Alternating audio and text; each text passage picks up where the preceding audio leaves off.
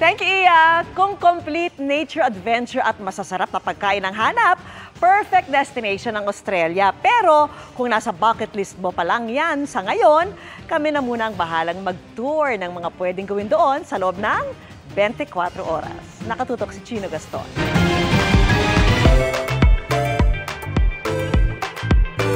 Mayamang kalikasan, nagaganda ang beach at sunset, at sari-saring pagkain mula sa industriyang agrikultura. Tanyag yan ang Darwin City sa Northern Territories ng Australia.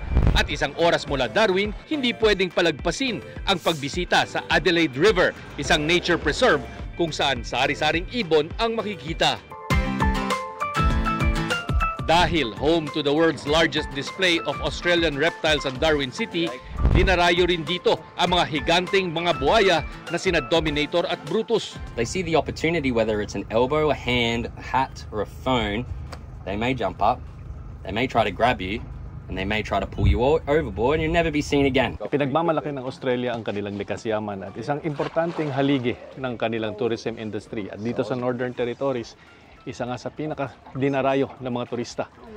Itong mga jumping crocodiles sa Adelaide River, kung saan nabibigyan ng pagkakataon ang mga turista. Gaya natin na makita ng malapitan ang mga higanting buhaya na ito.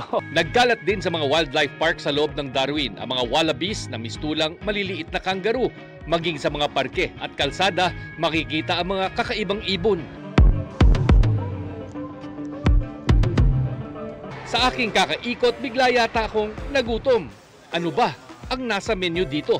Aba, ang cute na mga miyembro ng kangaroo family, pwede din palang kainin. So, isa sa mga una nating in-order dito, yung kangaroo tapa dito sa isang restaurant sa Darwin.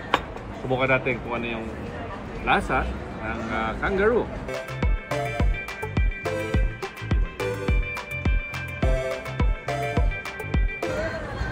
Para siyang lamb at the first bite.